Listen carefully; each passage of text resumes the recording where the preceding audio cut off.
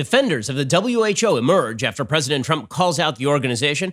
Governor Ron DeSantis of Florida is owed an apology by the media, and Elizabeth Warren would love to dictate how businesses operate in exchange for keeping them alive. I'm Ben Shapiro. This is The Ben Shapiro Show.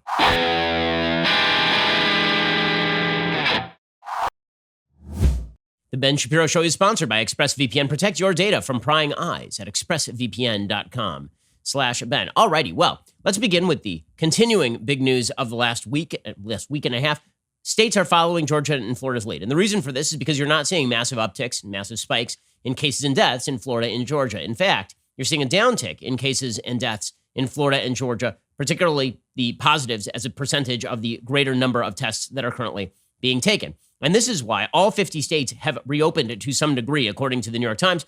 Connecticut was among the last states to take a plunge back to business on Wednesday. Its stay-at-home order lifted, and stores, museums, and offices were allowed to reopen. Not far away in New Jersey, the reopening has been more limited, with only curbside pickup at retail stores and allowances for certain industries. The contrast illustrates a dynamic playing out across the country as governors grapple with how to handle a pandemic that comes with no political playbook. States in the Northeast and on the West Coast, as well as Democratic-led states in the Midwest, have moved the slowest toward reopening, several governors taking a county-by-county approach. By contrast, several states in the South opened earlier and more fully.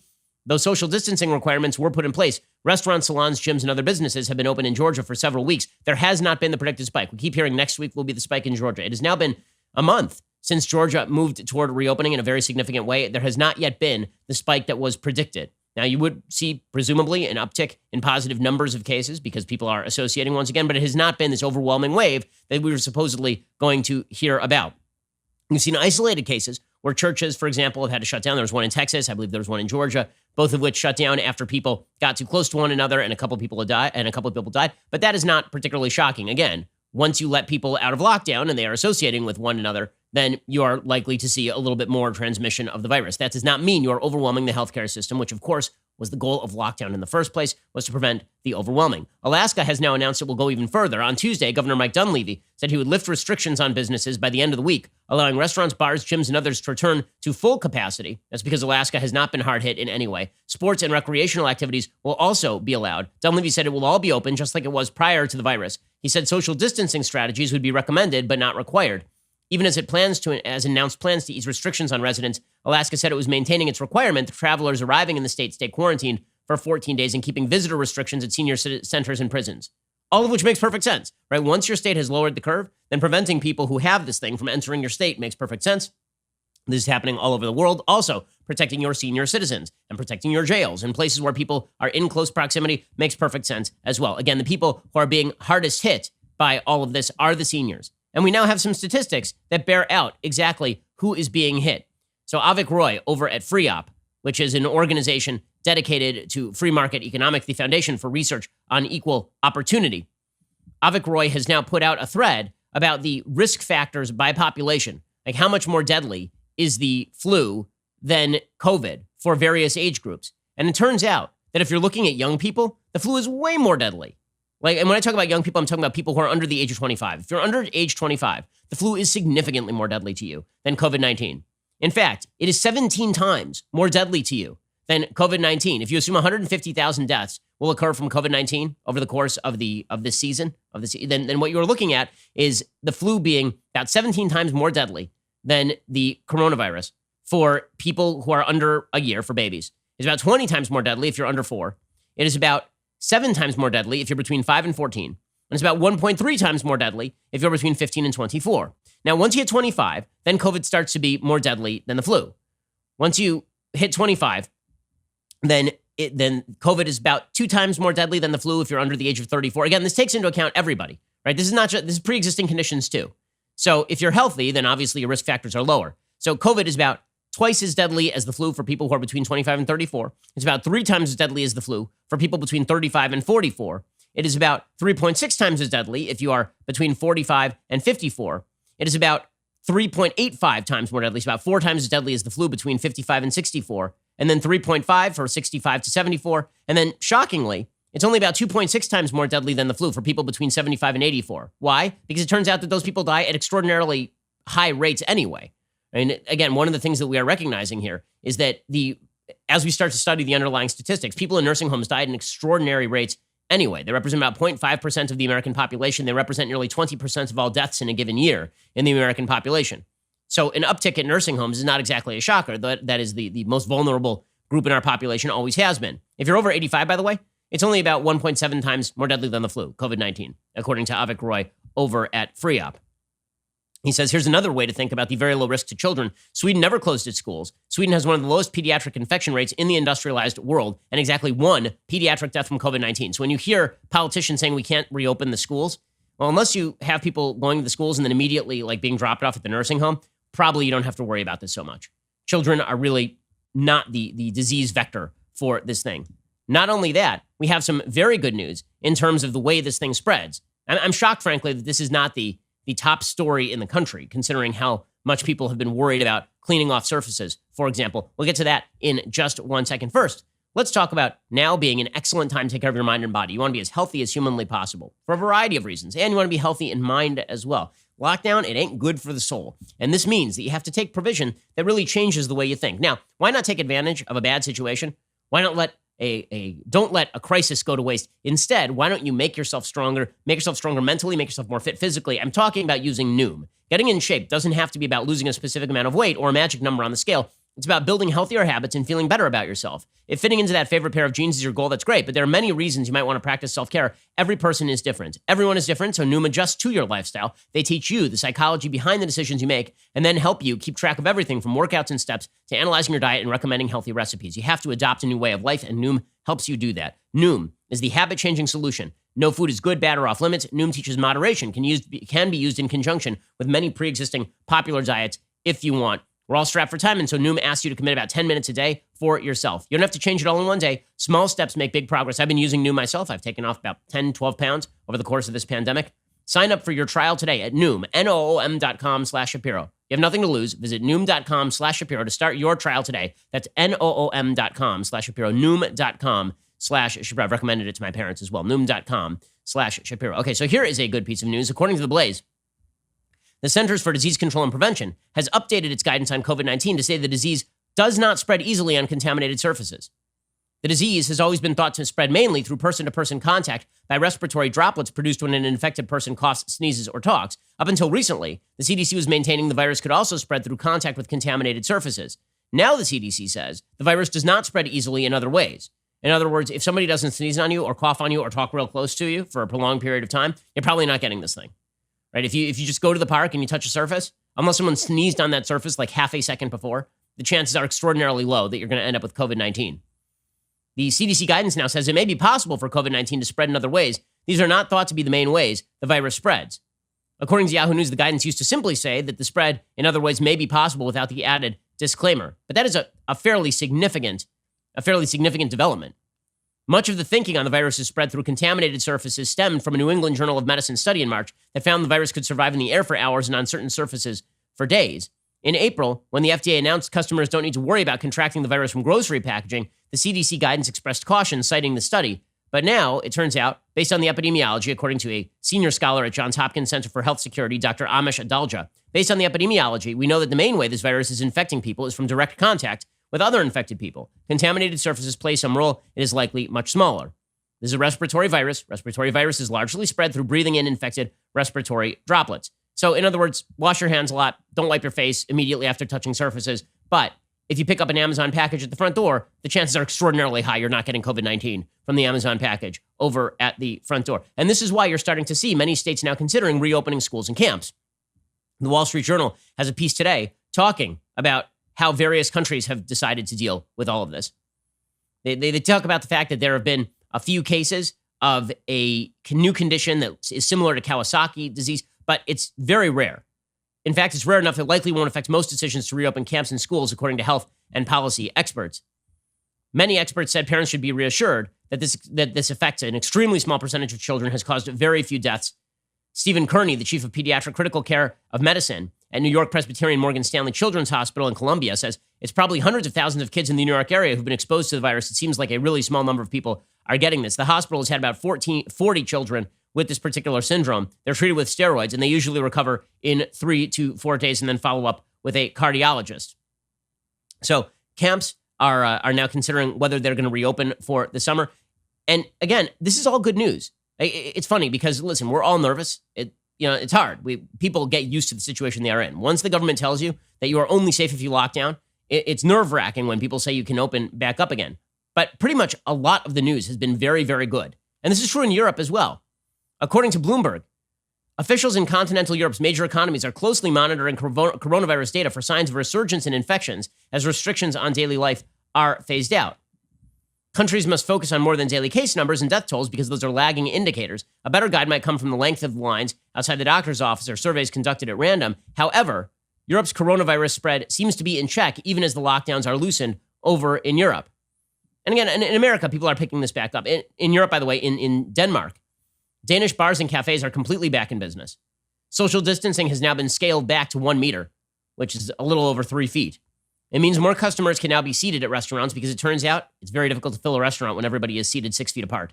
The 2 meters was a big issue. It didn't allow us to have enough revenue, said Jacob Nyber, the chairman of Denmark's Restaurant and Cafe Association. He thinks most restaurants will be ready to open this week. Face masks aren't compulsory. They're already a rare sight in Denmark. Groups of up to 10 friends can already sit together. For pubs, there will be no more customers propping up at the bar. They aren't allowed to face staff for more than 15 minutes, mainly because they don't want people breathing on the staff on a continuous level. But we are starting to see, countries all over the world open up. So when people on the left in the United States suggest that it's crazy that southern states are opening up, just recommend and just point out that Europe is doing exactly the same thing, and they're not seeing an uptick in cases. Meanwhile, over in Ohio, Governor Mike DeWine has lifted Ohio's safe-at-home order. According to Cleveland.com, more of Ohio's mandatory restrictions to curb the spread of coronavirus will be cut short, according to Governor DeWine. Some key social distancing rules, including a ban on most mass gatherings, restrictions on bars and restaurants, will still remain mandatory. The language of the new advisory order was not immediately available. The document had not yet been signed, but DeWine says the state will continue to enforce a number of mandatory rules, most notably requirements that patrons at bars and restaurants must remain seated while eating and drinking and stay at least 6 feet away from others. Also, Ohio's ban on most gatherings of 10 or more people will remain in place. But obviously, everybody is moving toward reopening, and this is obvious across the country. And so here's the question. When does Ron DeSantis get his apology? The Florida governor. Now, it's amazing to see the lengths to which the media will go to try and portray Florida as a giant failure, despite the fact that Florida has nearly the same population as New York, almost identical populations to New York in terms of the number of people. And they've experienced, 1/10, 1/12 the number of deaths. There's not been a major outbreak in Florida. There were some cases. There were not tremendous numbers of deaths in Florida. Their deaths per million people are about the same as California, for example, where we've had no major outbreaks in California. And yet, the media have been all over DeSantis from day one, suggesting DeSantis didn't know what he was doing. It turns out DeSantis got it right. The latest attempt, by the way, by the media to get DeSantis was so obviously stupid that I pointed this out yesterday, and then it turns out, of course, the story fell apart. I talked about this yesterday on the program. There was a story from Miami Herald yesterday suggesting that Florida's data analyst had been fired because she was attempting to bring the truth to the people, and DeSantis stepped in and Bigfooted her to prevent her from bringing the actual news about coronavirus to the people. Now it turns out she was fired for insubordination. According to the PostGazette.com, facing an explosive from the Sarasota Herald Tribune in Florida, facing an explosive charge that his administration is manipulating coronavirus data to help make the case for reopening Florida, Governor Ron DeSantis played down the controversy Tuesday as a non-issue. Health experts say that the milestone in Florida, they topped 2,000 deaths, should serve as a sobering reminder to exercise caution as the state reopens. DeSantis has presented his reopening plan as safe and step by step, but the accusations leveled by Rebecca Jones were undermining that push, except for the fact that Jones apparently was not telling the truth. Right? She suggested that there was going to be a cover-up of data. The article itself, the original article itself, said there had been no cover-up of the data. DeSantis said Tuesday Jones sent an email to her supervisor saying that her comments were being misinterpreted. DeSantis said, I don't know who she is. They gave me an email she sent to her supervisor, said that, I may have said something that was misinterpreted. I said they've got a team working on it now. What I meant is I don't expect the same level of accessibility, is that they are busy and can't answer every single email they get right away. And that it was ridiculous that I managed to do it in the first place and that I was tired and needed a break from working 2 months straight. Okay, that is not what she said in her original public letter. What she said in her original public letter is that the accessibility would be limited because of a cover-up. And now she's backtracking on it. DeSantis said that the state's COVID-19 dashboard is a heck of a tool. He said, I'm proud of the folks who work on it. Jones told Florida Today she was fired on Monday, and then she said that she faced blowback because she manually refused to change data to drum up support for the plan to reopen. The governor's office then released a statement saying Jones was terminated, quote, after a repeated course of insubordination, including her unilateral decisions to modify the department's COVID-19 dashboard without input or approval from the epidemiological team or her supervisors. He said accuracy and transparency are always indispensable, especially during an unprecedented public health emergency like COVID-19. Having someone disruptive cannot be tolerated during this pandemic, which led the department to determine it was best to terminate her employment. I mean, that's amazing. Okay, so basically, the media ran with this bullcrap story because they wanted to get to Santis. Meanwhile, by the way, just a quick note, the states that are actually changing their data now are Democratic states. Governor Gretchen Whitmer in Michigan, she announced that Michigan would now quietly uptick the number of deaths that they estimate are due to COVID-19 in the state. According to Lynn Sutphin, a state health spokesperson, the state this week will start reporting probable cases. She said that would be a death where the death certificate lists COVID-19 disease as a cause of death or a significant condition contributing to death without a positive COVID-19 confirmed lab results. In other words, most states have been reporting probable COVID-19 deaths as COVID-19 deaths. Michigan has not so far. So that means that they've undercounted the number of deaths by probably thousands in Michigan. In Colorado, a state representative called for an investigation after the state acknowledged that it was counting as COVID-19 deaths cases in which the disease was not listed as the cause of death, though they had tested positive for coronavirus. So you're starting to see Colorado reversing course. In April, New York City began counting probable deaths in which COVID-19 was listed as a cause of death, but there wasn't a positive test. So it's just a mess out there. Meanwhile, again, Ron DeSantis, he didn't handle things wrong in Florida, right? He's been raked over the coals. Whitmer has been propped up as a heroine, even though she's been awful. She's been far too restrictive on counties in Michigan, like far too restrictive. Like you can't buy seeds, you can't buy car seats at the local Target. You can't put a motorboat on the lake, but you can put a rowboat on the lake, like idiotic stuff like that.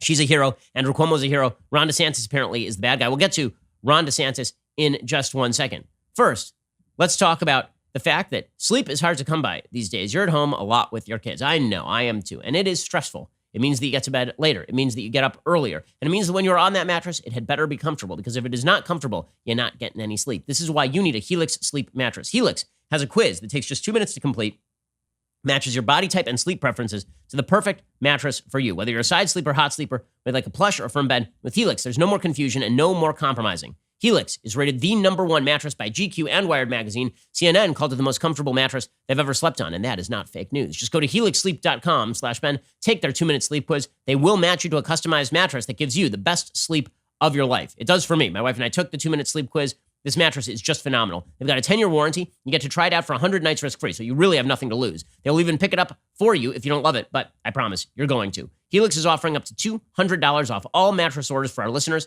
Just go to helixsleep.com/Ben. That is helixsleep.com/Ben, and get up to $200 off. helixsleep.com/Ben. Get a mattress personalized for you, because why would you have a mattress that is not personalized for you? I mean, there's a free country, people. helixsleep.com/Ben. Go check them out right now. So where does Ron DeSantis go to get his apology? The answer is the media will not be apologizing at any time in the near future.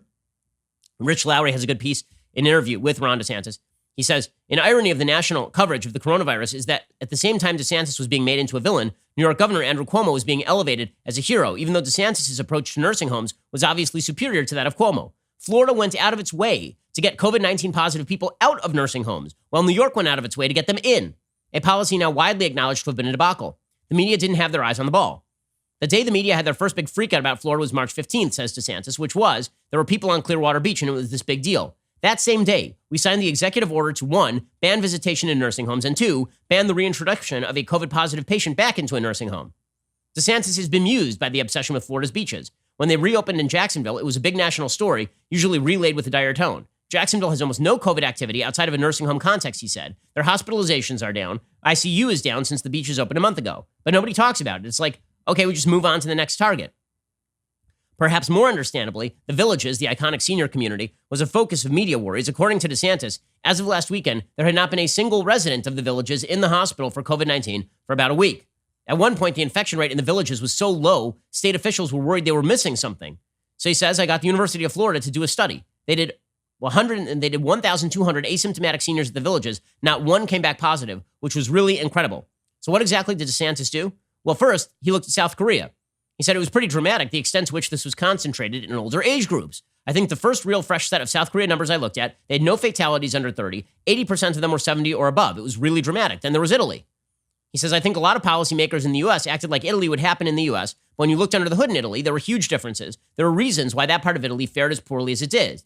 I think the median age of fatality was like 82. in those areas of northern Italy. So we looked at that. That really helped inform the strategy to focus most of our efforts on the at-risk groups. He was hesitant about sweeping lockdowns because there wasn't a lot of precedent for them. Also, they didn't put much stock into our predictions. He says, we kind of lost confidence early on in the models. We looked at them closely, but how can you rely on something when it says you're peaking in a week and the next day you've already peaked? Florida was also able to handle this better because they've dealt with natural disasters many times, and Florida protected the nursing homes because they have a disproportionate number of nursing home residents in Florida. Mary Mayhew, who heads the nursing home effort, says it was clear to me there were much higher standards related to infection control being outlined by the federal CDC that well exceeded what our nursing homes traditionally have been expected to adhere to, so we never had false expectations. Inspectors and assessment teams visited nursing homes. The state homed in on facilities where, Mayhew said, we had historically cited around infection control. We used that to prioritize our visits to those facilities, understanding that the guidance from the CDC was changing quickly.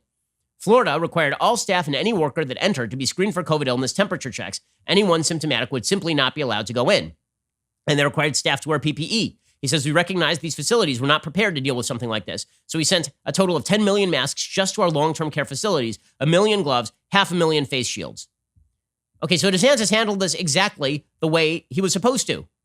By the way, Mary Mayhew, who again was in charge of this effort, said she had calls with hospitals every day. She said, I would hear the same comments and questions around, we need to get individuals returned back to nursing homes. We drew a hard line early on. I said repeatedly to the hospital, to the CEOs, to the discharge planners, to the medical officers, I understand for 20 years it's been ingrained, especially because of Medicare reimbursement, to get individuals in and out. That is not our focus. I'm not sending anyone back to a nursing home who has the slightest risk of being positive. She said, we said, let's not have 2 cases become 20 or 5 become 50. If you don't manage the individuals, you return them back, you'll have far more being transferred back to the hospital. Mayhew was unmovable on the question. Okay, so Florida handled this exactly right. And Florida was blamed because the media had an agenda from beginning to end here, and that agenda continues to be carried out despite the fact that the facts no longer support the agenda. You could at least make the argument that this was good-hearted at the beginning because everybody was risk-averse. But what happens when it turns out that New York's a freaking disaster area and that Florida is fine because Florida handled it the way you're supposed to? And the way that I've been talking about for literally months. Protect the elderly. Protect the nursing homes. Recognize differential risk assessments. But instead, Florida was the bad guy here. Truly, truly incredible. Okay, in just a second, we're going to get to more agenda-driven politics, this time on China. We'll get there in just 1 second. First, let's talk about the fact that you are at home right now. That means that your IT department cannot protect your online activity. You need to protect your own online activity. What is the best way to accomplish this? Well, you should be using ExpressVPN. As well, you know, I am a big advocate of ExpressVPN. Why? Very easy to install on your computer. Even your mom or dad can do it. Grandma and grandpa can do it. It's really simple. And now their internet activity is protected with the click of a button. It's not going to slow down your internet connection, which is a big problem with a lot of VPNs. And also, they're not going to be reselling your data. If you get a free VPN service online, very often those people are actually taking your data, packaging it, and reselling it to advertisers. You don't want that. Instead, go check out ExpressVPN right now. Also, you're going to protect yourself from hackers, which is a very, very big thing these days. Hackers are making tons of moolah because everybody's online 27 hours a day. My only question is, why haven't you gotten ExpressVPN yet? Visit my special link right now, expressvpn.com/Ben. Get an extra 3 months of ExpressVPN for free. Protect your internet today with the VPN I trust to keep my data safe. That's expressvpn.com/Ben, expressvpn.com/Ben. Go check them out right now. expressvpn.com/Ben, and you get an extra 3 months for free, and you're keeping yourself protected. So what exactly is the downside? All right, meanwhile, the Trump administration is pointing out that, oh yeah, by the way, the WHO is a garbage heap. So yesterday, President Trump issued a letter to the WHO saying we need systemic change inside the WHO because you guys didn't just blow this, you blew this royally. You were taking all of your advice from the Chinese government. And let's just be real about this. The Chinese government is a flaming trash heap. The Chinese government is an evil government. Now, Ronald Reagan suggested that the Soviet government was the evil empire. The Chinese government is, in fact, an evil empire. It is an evil government. It is a government that jails 1 million Uyghurs for the crime of being Muslim. It is a government that keeps 1 billion people in repression. It is a government that will certainly jail you and maybe kill you if you cross them. It is a government that is trying to claw back all of its treaty obligations to Hong Kong. It is a government that would love nothing better than to take over Taiwan, a free and independent Taiwan. It is a government that lies routinely to the world population. It is a government it is a full-on dictatorship. The fact that anybody treats China as a legitimate world power as opposed to an illegitimate government that is a world power is beyond me. China is an evil empire. It has been an evil empire for a very long time. They were involved in the forced abortion of literally millions and millions of children. They were involved in the forced sterilization of hundreds of thousands of women. This is a government that their one-child policy spanned from like 1970 to 2015. This is an evil government. It's an evil government. And the fact that people are defending that government because they hate Trump so much is truly astonishing to me. So how evil is this government? So Mike Pompeo gave a congratulations to the Taiwanese president on her second term. She sent a message to President Tsai Ing-wen on her inauguration. He was the first U.S. Secretary of State to applaud a Taiwanese president on their election, according to the Chinese government, which demonstrates, by the way, how pathetic the American government has been on this issue for a very long time. Taiwan ought to be free and independent. One of the great tragedies of history is that Mao Zedong won the battle against Chiang Kai-shek. Would that all of China were governed by the same people who govern Taiwan, not the other way around. Okay, so the U.S. issued a congratulations to Taiwan, which, by the way, we have a defense obligation to. And the Chinese government immediately said that Mike Pompeo, the Secretary of State, his statement seriously violated the One China principle. F the One China principle. The One China principle is a bunch of crap. They say that it's one nation, and it's one China, two countries. Taiwan is not China. It is not governed the same way as China. Hong Kong is not China, which is why you're seeing tens of thousands of people out in the streets. By the way, under cover of this coronavirus pandemic, China is cracking down on all dissent inside Hong Kong. Everybody's ignoring that. Remember, right before the coronavirus pandemic, back in January, there's a lot of talk about repression in Hong Kong. China is now taking advantage of the pandemic to crack down and arrest all of the leaders of that effort against China. China took exception to Pompeo referring to Tsai as president. Pompeo said in his statement, her re-election by a huge margin shows she has earned the respect, admiration, and trust of the people of Taiwan. He said her courage and vision in leading Taiwan's vibrant democracy is an inspiration to the region and the world. As we look toward the future, I'm confident that with President Tsai at the helm, our partnership with Taiwan will continue to flourish. China immediately got angry because they said that it's very bad that we pointed out that someone was elected in Taiwan. Better that the leader should be selected by the Politburo, and there should be no elections, apparently. The Foreign Ministry of China said, China urges the U.S. side to immediately correct its mistakes. The Chinese side will take necessary countermeasures to respond to the above-mentioned erroneous actions by the U.S. side. The U.S. side should bear the consequences arising therefrom. Consequences arising therefrom? How about you bear some consequences for unleashing a pandemic that's going to kill probably 1 million people on planet Earth and destroy the entire world economy for a year? Maybe you should bear the consequences of that. How about you should bear the consequences of taking control of the WHO? By the way, there's some pretty incestuous ties between the Chinese government and the WHO, including high-ranking members of the WHO being married to members of the Chinese government. But according to the New York Times, President Trump's angry demands for punitive action against the WHO were rebuffed on Tuesday by the organization's other members, who decided to conduct an impartial, independent examination of the WHO's response to the coronavirus pandemic. In a 4-page letter late Monday night, Trump threatened to permanently cut off U.S. funding to the WHO unless it committed to major substantive improvements within 30 days. That was a significant escalation of his repeated attempts to blame the WHO and China for the spread of the virus and deflect responsibility for his own handling of a crisis that has killed more than 90,000 people in the United States. Let me just point out how disgusting the New York Times coverage is here.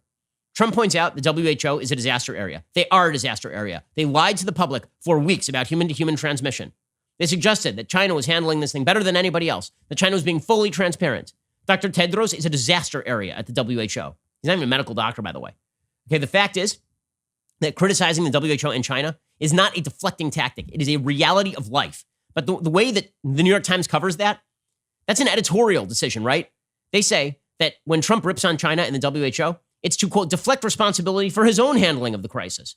Or alternatively, it is to criticize China for unleashing this pandemic around the world, knowing full damn well that there was human-to-human transmission and allowing 5 million citizens to leave the Wuhan area while they knew that this disease was spreading widely.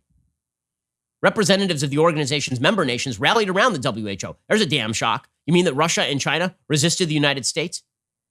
The European Union chided Trump's heated rhetoric, even as they acknowledged the need to review the WHO's response as the virus spread from China to the rest of the world. That's because the EU is filled with a bunch of pansies who are afraid to stand up to the Chinese government because the Chinese government does a lot of business with them. Same deal as the EU refusing to stand up to Iran when the United States, under President Trump, was the only country willing to stand up to Iran. Public health experts noted Trump's threats to withdraw from the organization and permanently halt funding ignored the reality that any such moves would require the consent of Congress. But the president's continued attacks on the WHO said experts. Oh, experts said. Wow, unnamed experts saying things. Woo! Color me really concerned. Threatened to hobble the organization and seriously damage international efforts to combat the virus. Which was more damaging? Trump threatening to cut off funding unless they get their act together, or the WHO never having their act together in the first place? Yesterday, President Trump said the WHO has to clean up their act. He's not talking about the rock musical Tommy. Here's President Trump going after the WHO.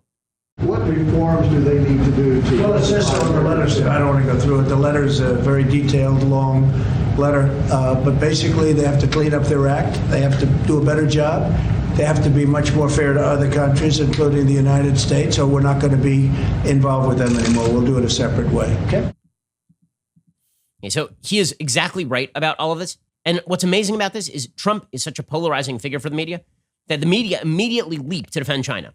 The only reason to blame China, the only reason to blame the Chinese government, which again is evil, the only reason to blame them is because Trump is very bad at his job. Now again, should we point out at this point that the deaths per million in the United States stands below most European nations outside of Germany?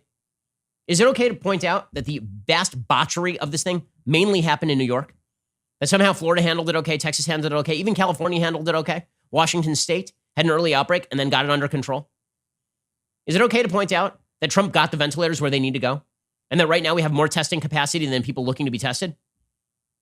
Are we allowed to point any of that out, or is it just all Trump bad all the time? So Susan Rice, the garbage national security advisor who lied to the American public repeatedly about the Benghazi attacks, which I know we're not supposed to talk about, the scandal of the Benghazi attacks, in which the State Department routinely turned down requests for additional security in Libya and then tried to pretend that the attack was spontaneous and not planned and was in fact driven by a YouTube video. I know we're supposed to pretend that was not a big deal at all. And, big deal, Benghazi, and then you put it in a tweet and you put it with letters vertically. Right? We're supposed to pretend that was not a big deal. Susan Rice went on national TV and lied about it like 1,000 times. Now she is considered a possible vice presidential pick for Joe Biden. And we're going to get to Susan Rice on China. By the way, if this is a battle that Trump has to fight, this is like the best election battle ever for Trump. If this election comes down to Trump pointing out that China's a garbage heap and the Democrats suggesting that Trump is just a meanie for targeting China, that is a battle Trump wins every time. We're going to get to more of this in just 1 second. First, let's talk about the fact that now is a fantastic time to save money. Why would you not save money if it were free to do so? If it didn't cost you any money to save money? This is where Honey comes in. With Honey, the coupons and savings come to you. Honey is a free online shopping tool. It saves you money online. Honey will automatically find the best promo codes and then apply them to your cart. That makes online shopping finally feel as easy as it's supposed to be. Imagine you're shopping on one of your favorite sites, Target, Best Buy, Sephora's, Macy's, eBay, Walmart, Amazon. When you check out, this little box drops down. All you have to do is click apply coupons. I probably saved thousands of dollars at this point just from having Honey running in the background of my computer. You wait a few seconds for it to scan every promo code on the internet, and then you just watch the prices drop. Honey has found over 18 million members, over $2 billion in savings. I really, like the other day, I bought my son a birthday gift. I will tell you what it was. It was a fantastic birthday gift. It was, in fact, it was an electric land speeder from Star Wars. Kid is totally into it. I saved a bunch of money on it because I used Honey. Not using Honey is literally passing up free money. It is free to use. It installs in just a few seconds. Plus, it is backed by PayPal, so you know you can trust it. Get Honey for free at joinhoney.com/Ben. That is joinhoney.com/Ben. Again, you're saving money for literally just hitting a button. There's really no reason not to do it. Joinhoney.com/Ben. Okay, we're going to get more into the Democratic defense of China. Like, what are they thinking? We're going to get to that in just a second. But first, let's point out the double tumbler is back, baby. It's back and better than ever. But it is only available for our most exclusive membership tier, All Access.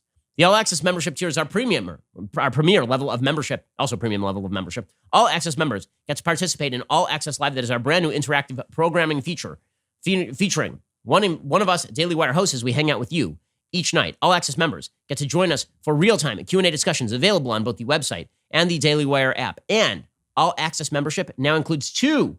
They're replicating. It's like we've got the Star Wars replicator over here. The Star Trek replicator.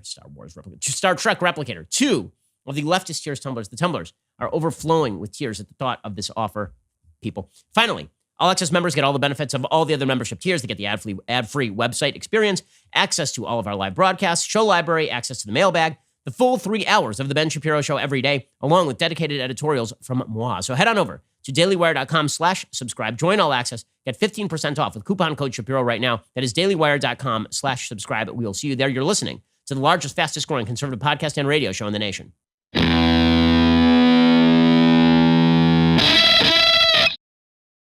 So one of the funny things is watching the New York Times editorial side decide the New York Times objective media coverage. So the objective media coverage, so much objectivity, so much mediaism, and so much journalisming. I mean, just incredible levels of objective journalisming happening over at the New York Times.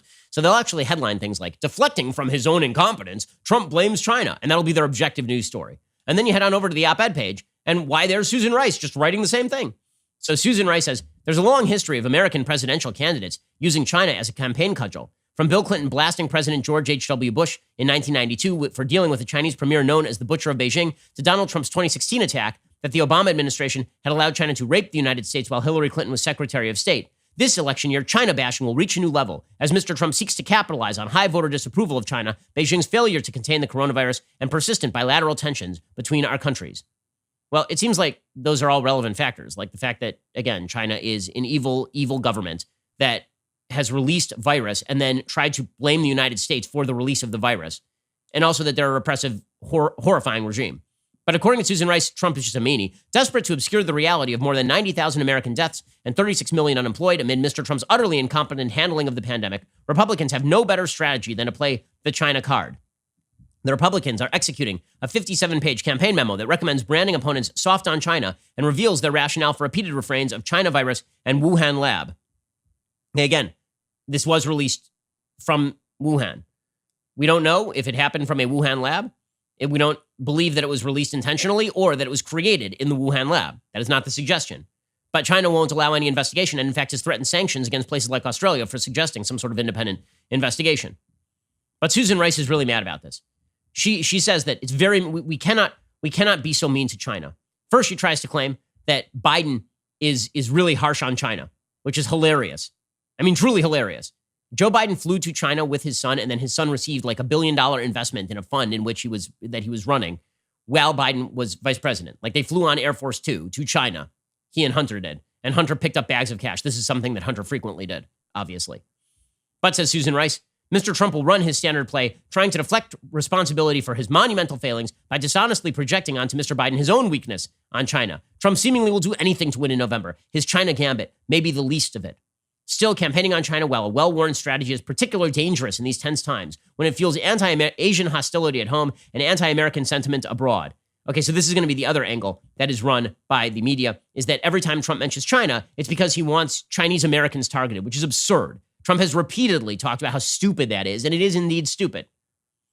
But it is amazing to watch how the objective journalism side takes its cues directly from the op-ed page over at the New York Times. By the way, talking about soft on China, never forget that it was Joe Biden who suggested that a travel ban on citizens coming from Wuhan in China, that was actually xenophobic hysteria. Here was Joe Biden doing just that back in January.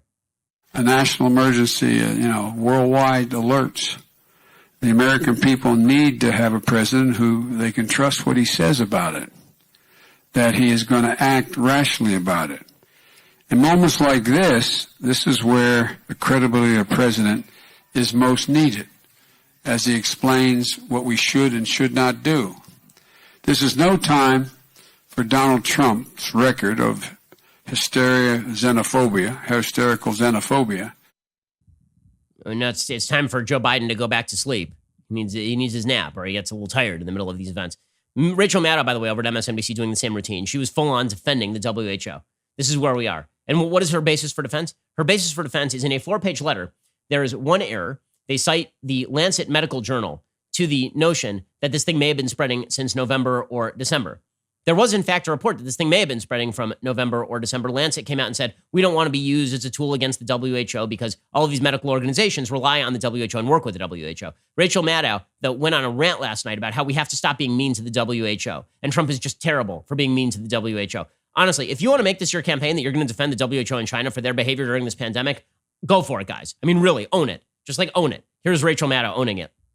President's letter said, quote, "We know the following. The WHO consistently ignored credible reports of the virus spreading in Wuhan in early December 2019 or even earlier, including reports from the Lancet Medical Journal."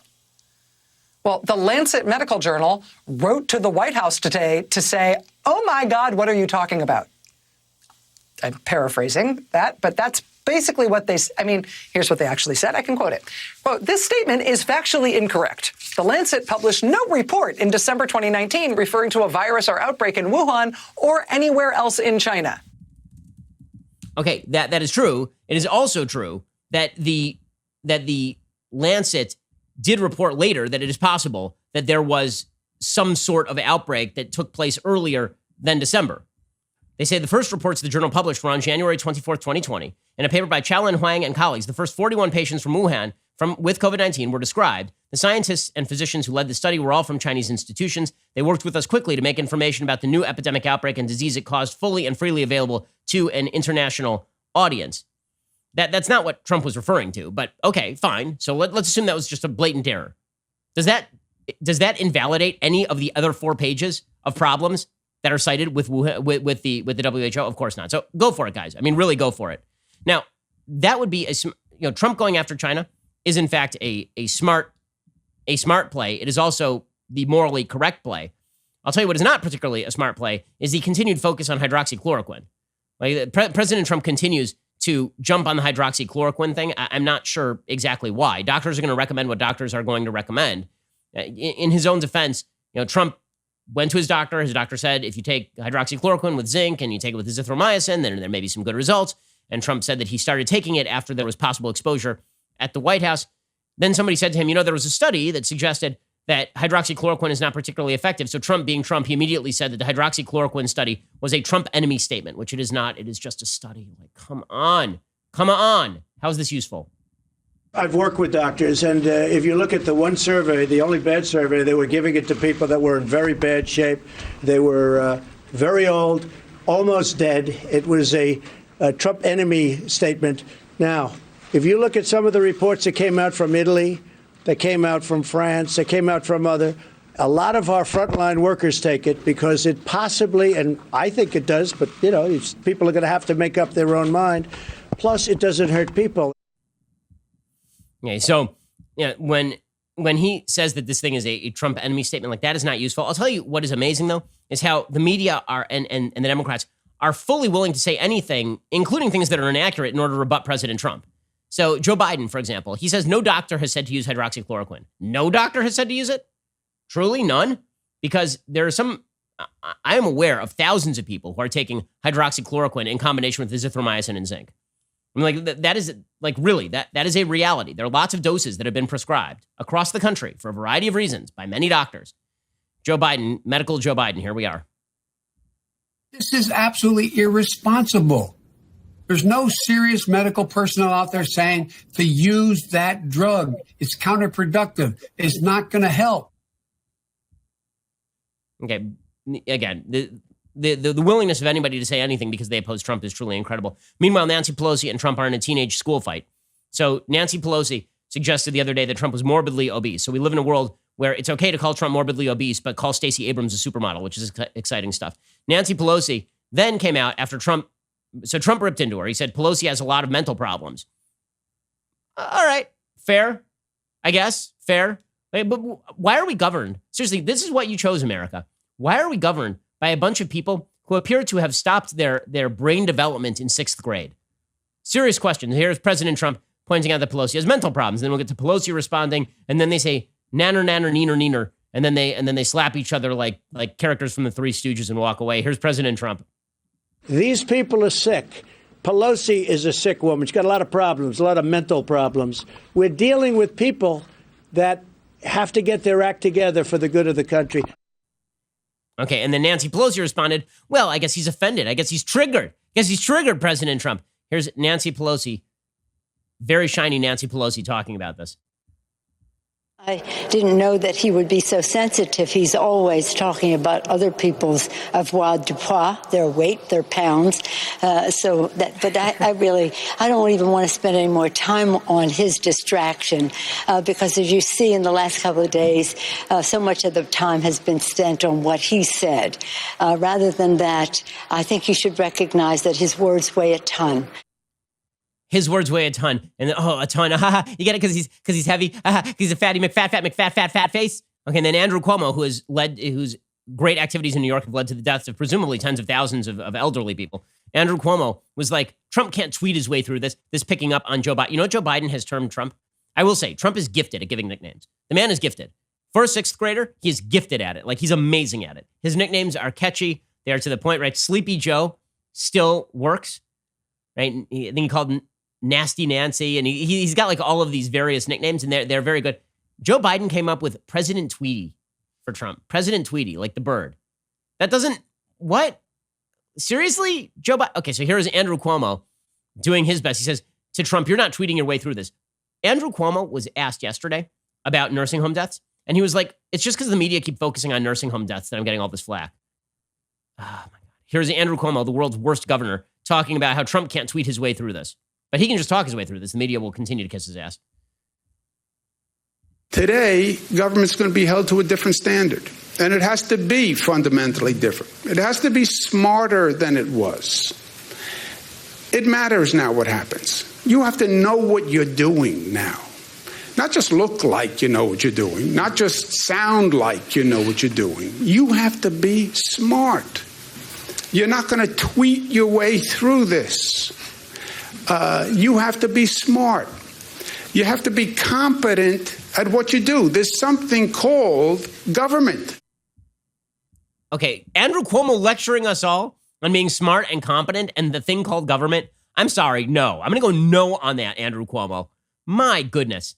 We're run by a bunch of children. It's incredible. This is why, honestly, like allowing individuals to make their own decisions and allowing individuals to mitigate their own risk and allowing individuals to actually be informed of the information and then actually decide for their own lives what is most valuable.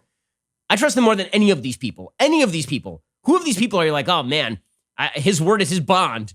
Her word is her bond. These are mature adults taking care of us. Absolute insanity. All right, time for some things that I hate.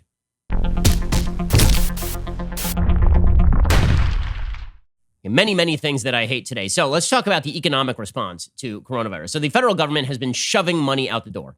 I mean, they took a fire hose, they put money in one end. The fire hose is just spraying money out to Americans at an extraordinary rate, like far faster than any time in history.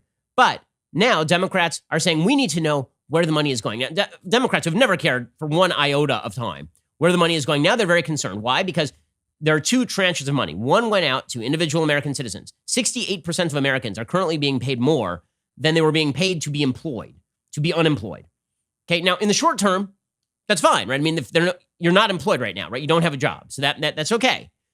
And that's because the government shut everything down. But as we move back into a functional economy, it is not good to pay people more than they were making at their job to sit at home on their couch. That is not sustainable. That is not good. It does lead to a longer and slower economic increase, right? That is a reality. Democrats are not worried about any of that. They want this unemployment policy continued ad infinitum, really forever. So when President Trump says we don't want to extend unemployment benefits all the way out to January because people are getting back to work, Democrats are responding by saying, no, we need to do it forever. House Democrats have proposed extending the aid through January 2021. Congressional Republicans say they're concerned some workers are making more money on unemployment insurance than if they were on a payroll, and they have less incentive to return to work or find a new job. Lindsey Graham said you can extend some assistance. You don't want to pay people more unemployed than they'd make working. You should never make more than your actual wages. Graham said that Trump agrees that it is hurting the economic recovery. And then, of course, the Washington Post goes to, many economists fear cutting off the benefit extension could hamper the economic recovery. You're right. Paying people not to work will hamper the economic recovery. Again, I'm all in favor of filling in the gap that was created by government forcibly shutting down the entire economy and being put into a coma. But now that we are coming out of the coma, now would be the time where you stop giving people the anesthetic. At the lunch, Trump had a lunch with Senate Republicans. He implored Senate Republicans to take their time on the next phase of coronavirus legislation to get it right, which makes sense because we've just been rushing these bills out the door, and the bills kind of suck. I mean, they're the best you can do when you're in a giant rush, but they kind of suck. Meanwhile, Harry Reid, who was responsible along with Nancy Pelosi for holding up the first two tranches of coronavirus response, is now saying, why don't we have a plan to get 36 million people back to work? We do have a plan. You just don't like that plan because your plan is to not have them go back to work. Your plan is to pay them to stay unemployed forever. Mr. President, why haven't you announced a plan to get 36 million unemployed Americans back to work? You're overseeing historic economic despair. What's the delay? Where's the plan? I think we've announced a plan. We're opening up our country. Just a rude person you are. We're opening up our country. We're opening it up very fast. The plan is that each state is opening, and it's opening up very effectively. And when you see the numbers, I think even you will be impressed, which is pretty hard to impress you. Good for Trump. Honestly, good for Trump. It is a ridiculous question. That is not a question. Why don't you have a plan for X? That's not a question. That's an accusation. Okay, when Trump says, no, our plan for the restored economy is to reopen, that is obviously true. Guess whose plan that is? Everybody on Earth. Everybody on Earth's plan, except apparently for members of the media whose plan for recovery is shovel money out the door. continuously and forever. Meanwhile, it's funny because, again, Democrats are of two minds about the shoveling money out the door. On the one hand, they want to shovel money out the door sufficient that people never have to go back to work. On the other hand, they want to not shovel money out the door to businesses so those businesses can continue to function. So the HEROES Act that Democrats have been proposing basically puts vast restrictions on businesses that take business loans. The Wall Street Journal editorial board talks about the first round of the bill, which allowed the Small Business Administration and Treasury Department to give forgivable loans to small businesses. Senate Democrats on Tuesday lashed Treasury Secretary Steven Mnuchin and Federal Reserve Chair Jerome Powell for not doing enough to help businesses and workers while warning them not to bail out companies. If you want a prescription for a slow economic recovery, that would be it. Congress has appropriated $500 billion to backstop Federal Reserve lending facilities for mid-sized and large companies as well as local governments, plus $670 billion for Paycheck Protection Program loans to small businesses. These funds were needed to keep businesses liquid amid government-ordered lockdowns so workers have jobs to return to once the pandemic recedes. One problem is Mnuchin has been too willing to bend to Democrats who want to use the business relief to attack the Trump administration. Chief among the requirements Democrats are focusing in on is a requirement that businesses use 75% of loans for payroll in order to qualify for loan forgiveness. Treasury says this mandate fulfills Congress's apparent intent that loans be used to retain workers, but it has deterred many small businesses and especially restaurants with high overhead costs from applying. So Elizabeth Warren went after Mnuchin on this basis yesterday. So here is Senator Elizabeth Warren, who again would love to completely remake all businesses in America according to a model that she apparently likes, even though she's never run a successful business. Here is Elizabeth Warren talking about we have to force businesses to keep people employed. So we're going to sign businesses a check so that they can keep people employed when they have no market to actually cater to, which of course is not how businesses work. I pointed out this flaw when these bills were first passed, that if you are giving a loan to a small business, but the mandate on the small business is you have to keep 90% of your people employed, just pay the people to be on unemployment. Seriously, because what you're actually doing is you are forcing the business to not pay its bills, right? They can't pay the landlord. They can't pay for the fixed costs. You have to force them to pay employees who literally you're banning them from working. So you're having the employers pay employees not to work. Okay, well, that's not sustainable because guess what's going to happen the very first moment that the businesses open their doors? They have to fire all those employees. Instead of put people on unemployment if they cannot work right now, and then businesses can rehire them as needed. Right? That creates fluidity in the market that allows you to actually decide what the wages should be as the market starts to come back. Because again, the market when it comes back is not going to be what it was when it originally went down. But according to the Democrats, they want every business that takes a loan to have to use the vast majority of the money it gets to pay employees who are not working. Then what the hell is the unemployment insurance for? Exactly. Here is Elizabeth Warren going after Steve Mnuchin. What I want to know is, are you going to require companies that receive money from this $500 billion slush fund to have to keep people on payroll? It's a simple question. Yes or no? Are you going to require that? First, let me say that our number one objective is keeping people employed. I take it your answer to my question that whether or not you're going to require as part of the terms of the loan that people be kept on payroll is no. Is that right, Secretary Mnuchin? That was discussed with people on both sides of the aisle. Okay, so he's saying, listen, what's in the bill is in the bill. And she's saying, well, we need to force businesses to keep people employed. But again, if you're a business and you're thinking, okay, what's going to come next? I have some fixed costs. I can maybe survive another 2 months. But what I can't do is take a loan from the government that I then have to repay. And now I'm hawked to the government a bunch of money. And I've also lost my ability to fire employees or furlough employees, because if you fire furlough employees, then the loans are not forgivable. So what's the point of me taking out the loan? I'd rather just lay off the employees and then they can go get them unemployment and then they can come back when the time is right. But according to the Democrats, they don't want to give businesses loans to keep them alive unless those businesses use the loans to do stuff that Democrats want, which is not how business works. According to the Wall Street Journal, Treasury says that this mandate, about 75% of loans being used for payroll, fulfills Congress's apparent intent loans be used to retain workers, but it has deterred many small businesses, especially restaurants with high overhead costs, from applying. But Mnuchin has refused to relax the requirement, which our sources say is because he doesn't want to get hammered by Democrats for letting businesses prioritize paying landlords over workers. But again, the goal of the business is to pay its bills and to make one more dollar than it expends. The goal of businesses is not to create jobs. This is a full failure to understand how economics works. Businesses create jobs. They byproduct of catering to markets. Businesses do not create jobs for fun. And they do not do it out of the goodness of their heart. And they do not pay workers out of the goodness of their heart. That would be a welfare program or a charity program. Treasury and the Fed keep fiddling with the rules for the Main Street lending facilities, including the stake that banks are required to retain in loans they issue, as well as leverage limits for borrowers.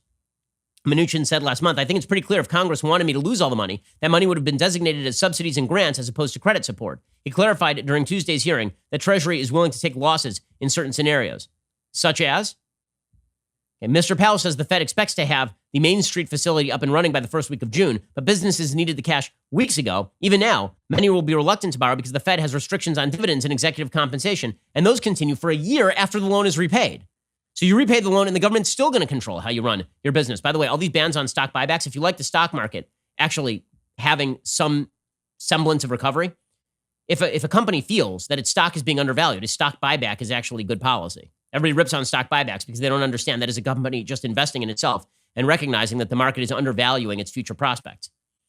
So again, this is the economic recovery is dependent on markets. Democrats are looking to undermine markets because Democrats don't like the markets. And they are blaming the markets for a government-insured and government-created crisis in the first place. Okay, other things that I hate today. So Elon Musk is now being raked over the coals.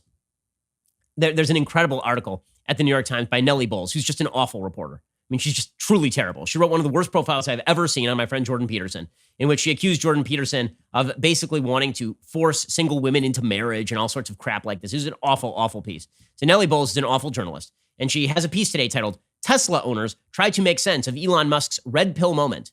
A liberal status symbol now has a founder who's moving to the right. Oh no. Wait until Ford owners find out that Henry Ford both liked the free market, but also was kind of a Nazi. Like, wait until they find out that Henry Ford was publishing like full-on anti-Semitic propaganda and was given an award by the Nazi government in 1938. Wait until people find out that Volkswagen and BMW were complicit in the Nazi regime. Like, wait until people find out that a lot of Japanese automobile companies were involved with the Japanese imperialist government during World War II. You mean that people buy products and they like the products, but they don't care all that much what the founders have to say about things? No, it's not true. It's not true. Now, everybody who owns a Tesla is reconsidering owning a Tesla because of Elon Musk. Now, I just have a question. Who are these people? I know a bevy of people who own Teslas. I don't know a single one. By the way, many of them right-wing. I don't know a single one of them who is reconsidering their Tesla purchase because Elon Musk has been tweeting cancel culture on Twitter, or take the red pill on Twitter. But according to Nellie Bowles, owning a Tesla, the luxurious electric car, is a major liberal status symbol. It signals nothing more than good taste, the perfect balance of wealth with care for fossil fuels. But the man behind the brand is crafting a very different persona online that may now prove to be a challenge for his fans. Really? Because it seems like most of his fans were kind of libertarian-ish, and people who had a wild side. Elon Musk, the bombastic head of Tesla and SpaceX, exhorted his 34 million Twitter followers on Sunday to take the red pill. The comment was quickly embraced by his followers, including Ivanka Trump, President Trump's elder daughter, who announced she had taken the pill already. The exchange referred to a scene from The Matrix, the 1999 science fiction action film, but the meaning of red pill and the idea of taking it have since percolated in online forums and become a deeply political metaphor. So Tesla owners are having to grapple with a car that carries a few new connotations. Marcos Molitzis, author of The Resistance Handbook, 45 Ways to Fight Trump, says, honestly, Musk is becoming a liability. The Tesla board needs to seriously consider ousting him. And I say that as a proud owner of a Tesla and a SpaceX fanatic who truly appreciates what he's built. Why are you quoting Marcos Molitzis? The guy was like the founder of Daily Kos. Why are you quoting Marcos Molitzis as though he is representative of Tesla owners everywhere?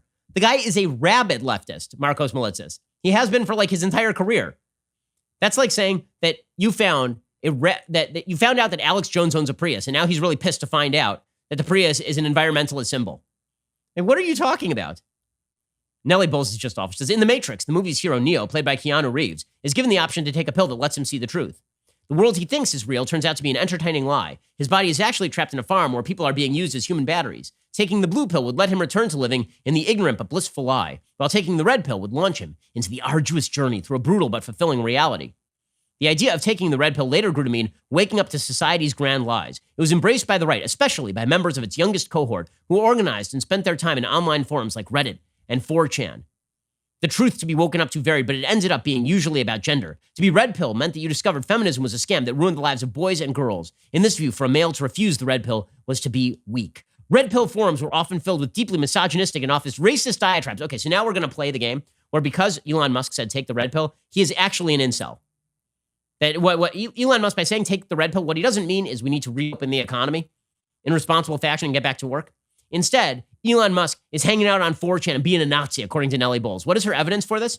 That the term red pill is sometimes used by people on 4chan boards. Unbelievable. As these conversations seeped into the mainstream, pulled along by a host of other internet language from message boards to establishment Republican conversations on sites like Breitbart, the meaning broadened and got watered down. To be red-pilled can now mean broadly skeptical of experts, to be distrustful of the mainstream press, or to see hypocrisy in social liberalism. Okay, why don't you just say that? Why do you have to go through the etymology of red pill? The reason you go through the etymology of red pill is because what you're attempting to do is, of course, link Elon Musk to the most radical aspects of these. And so Nellie Bowles goes on for hundreds more words, talking about the evils of Elon Musk. And then she quotes Lily Wachowski, a Matrix co-creator, who told Mr. Musk and Ms. Trump in colorful language on Twitter they could take a hike. And then I like this. Is red pill a Silicon Valley thing? To some extent. There's long been a strain of men's right activism in Silicon Valley. I mean, this is a long, ridiculous piece about the history of red pilling because Musk used the term red pill. And what is this really? This is we have to shame Elon Musk the same way that we shamed Mozilla Firefox into firing Brendan Eich, the same way that we are now going after Catherine Herridge. Anybody who is in a perceived liberal occupation and who has betrayed the particular set of elites, they must be cast out like a leper. Elon Musk's sin, he didn't sin. Like Nellie Bowles had nothing to say about this when Elon Musk was on Joe Rogan smoking dope, right? Like that, she had nothing to say about that, which by the way, there was like a temporary drop in the stock price and then it spiked again. But she has lots to say about the fact that Elon Musk may politically disagree with Nellie Bowles. And whoa, we can't have that. You mean a head of a major company disagreeing with Nellie Bowles? That means you got to sell your Tesla, gang. You got to sell it. The same way that we had to boycott SoulCycle when it turned out that one of the owners of SoulCycle was a Trump fan. Oh, man. Now, again, this sort of censorious bullcrap from the same people who proclaim that they are for free speech and open debate is truly astonishing. And they do it to members of the media, too. All the talk about Trump undermining the media. Today, there are multiple articles out about the evils of Catherine Herridge. What is Catherine Herridge's great sin? Catherine Herridge's great sin is she once worked at Fox News and she was reported on the Michael Flynn story. And so we have seen people in the media smearing Catherine Herridge. According to Jonathan Tobin over at the New York Post, and this is exactly correct, journalists are pack animals. That's especially true in Washington. That's what makes CBS's Catherine Herridge so exceptional. In an era when too many network journalists slant their reporting to serve establishment opinion, Herridge sticks to the facts. Her sterling quality and integrity have also put a target on her back. When it came to the collusion hoax, she dared to let the truth guide her. Likewise, with her reporting into the government misconduct in the prosecution of President Trump's first national security advisor, Michael Flynn. Most of her colleagues reveled in collusion falsehoods and ignored FBI wrongdoing. She did the opposite. But there is a price to refusing to conform. A Biden flack named Andrew Bates called her a partisan right-wing hack. A scurrilous story appeared in the Daily Beast in which various CBS journalists, speaking anonymously, voiced their disgust with her for not sharing their partisan prejudices.